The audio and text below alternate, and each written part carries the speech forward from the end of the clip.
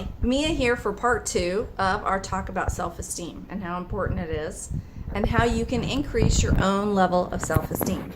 So yesterday we left off with making a list, dividing a piece of paper in half. One side was going to be all the things that you thought were attributes or good things about yourself, and on the other side, things that were not so good. I'm curious as to whether or not it was hard to come up with things that you liked about yourself. If so, that is an indicator of low self-esteem. The thing that I didn't tell you yesterday was to add things to that list that other people tell you.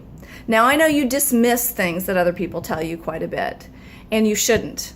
You dismiss them because you take for granted that those are attributes because they're probably things that come easy. Let me give you some examples. Maybe you're a phenomenal housekeeper and organizer, and you don't really think of that as an attribute because it comes easy to you.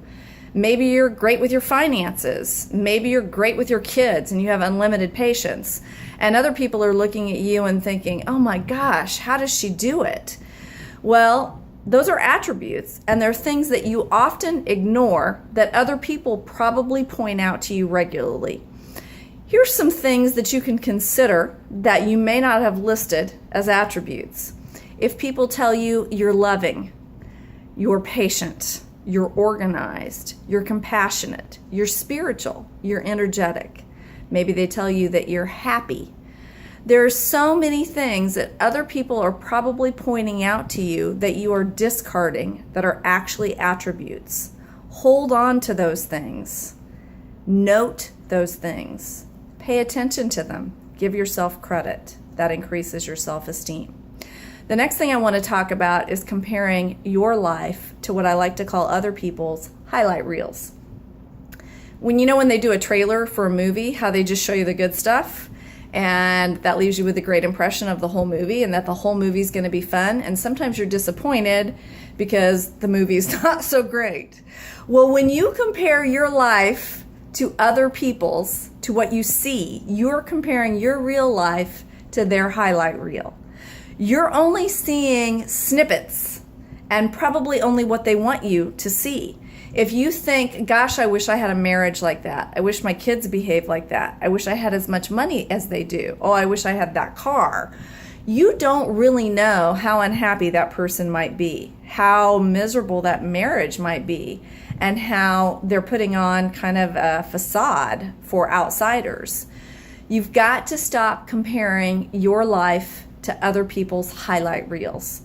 When you start looking at your life and appreciating everything you have and not looking on the other side of the fence, you automatically raise your self-esteem. And the last point I want to make today is one that I suffer from: perfectionism. Perfectionism and all or nothing. They kind of go hand in hand. You can't do something unless you can do it perfectly. Nothing's ever good enough. It's hard to live up to our own expectations. The expectations that we as perfectionists set for other people are crazy, and the ones that we set for ourselves are usually even crazier.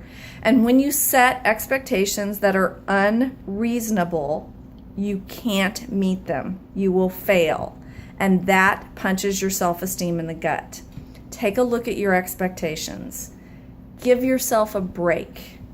I'm giving you permission today not to be perfect, because you know what? Despite how hard you try, you will never be perfect. I've learned that lesson the hard way myself. So 3 takeaways today. Add things to your list of attributes that you hear other people say about you. Number 2, stop comparing your real life to other people's highlight reels. And number 3, lose the perfectionism. I'll talk to you again tomorrow. Take care. Bye.